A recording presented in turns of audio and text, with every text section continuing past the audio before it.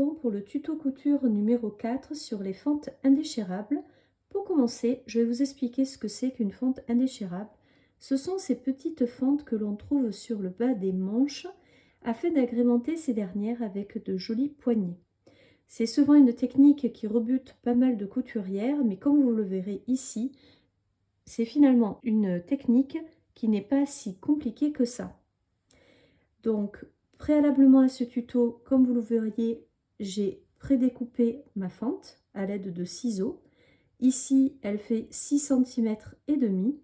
J'ai également, dans le biais de mon tissu, découpé deux rectangles de 3 cm de large et de longueur, 2 fois la longueur de la fente, plus 2 cm pour se donner un petit peu de mou. J'ai également préparé mes poignets. Bien que je ne montrerai pas aujourd'hui la pose des poignets, je voulais juste vous montrer donc le rendu une fois retourné. Et je retourne cette partie-là endroit contre endroit afin de pouvoir poser la première fois mon poignet.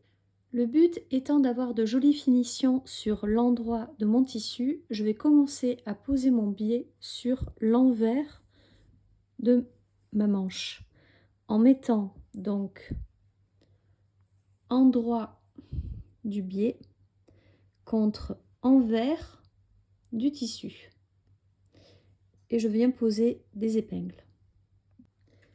Donc je vais venir mettre mes épingles,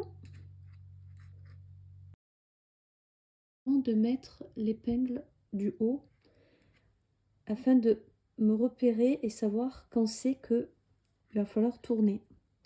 J'en mets pas des tonnes, 3 ça suffit amplement. Voilà.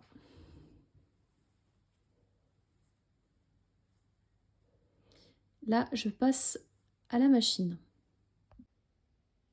J'installe alors ma pièce sous le pied de biche. Je mets l'endroit du tissu face à moi. J'ai donc le biais qui est dessous. Et vous allez comprendre pourquoi il faut le prendre dans ce sens-là. Je règle le positionnement de mon aiguille le plus à l'extrémité possible pour être à 5 mm du bord de mon pied de biche. Ça, c'était un guide qui, en l'état ici, ne me servira pas. Donc, je le lève. Il est spécifique à ma machine à coudre. Quand je fais descendre mon aiguille, je sais que je suis à 5 mm du bord. Et donc là, je vais commencer à coudre. Donc, j'oublie pas de faire le point arrêt au début. Je vais jusqu'au bout de mon ouverture. Quand j'arrive là, je lève mon pied de biche et je fais pivoter mon tissu. Je vous montre le dessous. Je me débrouille pour que le biais reste toujours dans cet axe-là, donc droit tiré vers moi. Et c'est le tissu du dessus, donc de la manche, que je fais tourner. Je ne sais pas si vous voyez bien là. Je lui fais faire un petit peu des plis. Mais au final, ça ne se verra pas du tout. Donc là, je vais faire 2 points. Je lève le pied de biche. Je fais encore tourner. Je lui refais faire 2 points. On a fait 3, c'est pas très grave. Voilà.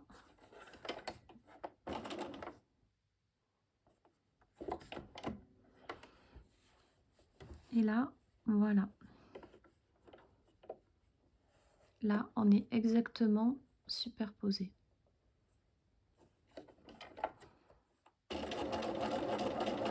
Et là, je vais finir ma couture jusqu'en bas.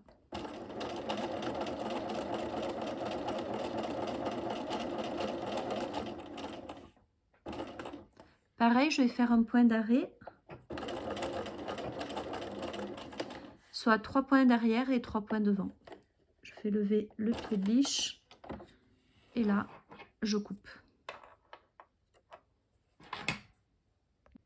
Je viens donc vous montrer le résultat final. Donc, je peux enlever mes épingles. Et voici donc le rendu final. Sur l'endroit, ça donne ça. Et au niveau de l'angle, ça donne ça. Voilà. Alors ici, le biais, j'ai un peu exagéré quand j'ai coupé mon biais, j'ai rajouté 4 cm parce que je préfère en avoir trop que pas assez. Donc là, je vais venir prendre mes ciseaux et je coupe le surplus. Donc là, on a fait la première couture. Et maintenant, je vais venir repasser. Donc je vais venir avec le fer écraser ma couture vers le biais. Donc tout le long.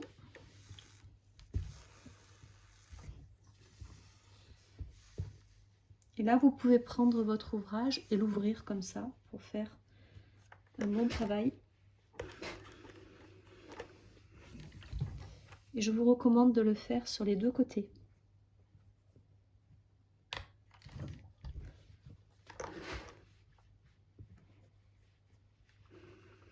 Une fois que ceci est fait, vous allez prendre votre ouvrage au niveau du biais, le restant du biais, et vous allez replier le bord du biais sur l'autre extrémité du biais, donc ainsi.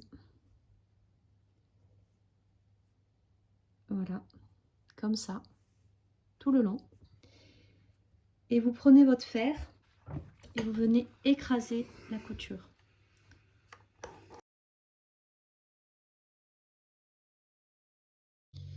Voilà, j'ai fini de repasser ce premier repli. Et maintenant, donc, je viens replier une nouvelle fois le reste de biais afin que ce dernier vienne recouvrir la couture précédente. Voilà, environ de ça. Et donc là, pareil, je prends le fer à repasser et je viens marquer mon pli. Voilà, et là, je viens bloquer avec quelques épingles. Pareil, il n'y en a pas besoin de énormément. Juste de quoi bien le bloquer. Voilà. Et on obtient donc ça. Et maintenant, je vais passer à la couture. Avant de passer à la couture, je vais changer de pied de biche afin de passer sur un pied ourlet invisible qui, grâce à ce guide au milieu, va me permettre de faire une couture très précise à 1 mm du bord.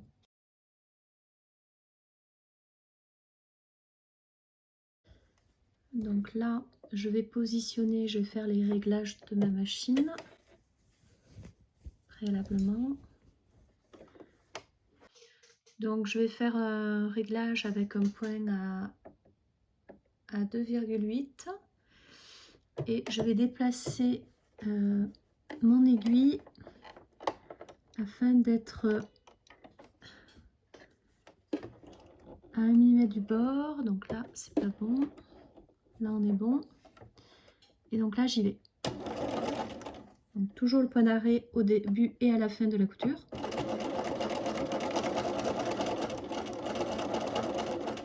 Donc là je continue, et avant de piquer je préfère enlever mes épingles.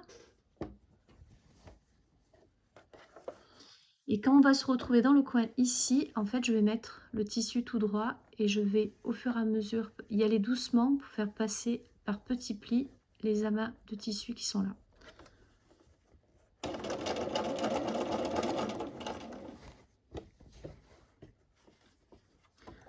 En fait, je ne sais pas si vous voyez, mais je n'ai quasiment pas besoin de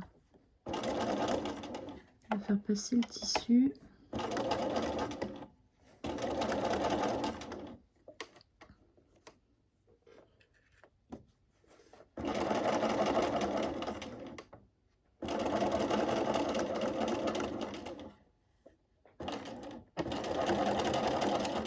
Le point d'arrêt.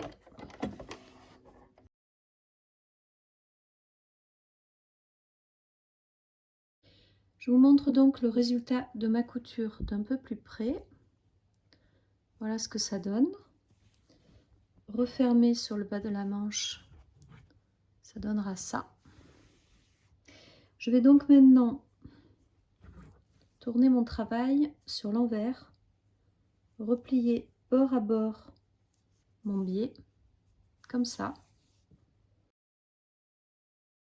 Voilà, je le mets comme ça là. Et je vais encore une fois, donc là je me range pour que ce soit vraiment bord sur bord et bien replié, bien droit. Là je viens prendre le fer à repasser. Et je donne un petit coup de fer pour aplatir cette extrémité là. Et maintenant ce que je vais faire, c'est une piqûre dans l'angle comme ça pour bloquer le biais à l'intérieur. Voilà, là. Ma piqûre est faite. Préalablement à ma piqûre, j'ai rechangé de pied de biche pour remettre mon pied de biche classique. Et maintenant, on passe à la suite. Donc maintenant, on vient remettre son ouvrage endroit vers nous. Et on vient donc positionner le biais comme il faudra pour le poignet. C'est-à-dire que ce côté-là, il va rester à plat comme ça. Et l'autre côté, on va retourner le biais afin que ce dernier vienne recouvrir ce côté-là. Voilà, donc ce que je vous conseille, c'est de donner un coup de fer.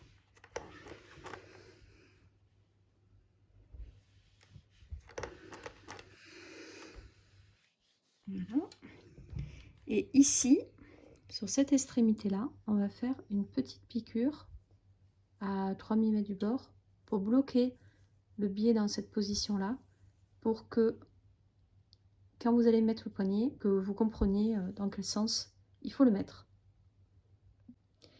Je viens donc de réaliser ma dernière couture afin de tenir mon biais en place et ma fente indéchirable est maintenant terminée. J'espère que ce petit tuto vous aura plu et vous aura permis de prendre confiance en vous pour réaliser de jolies fentes indéchirables et donc de jolis poignets de manches. À très vite!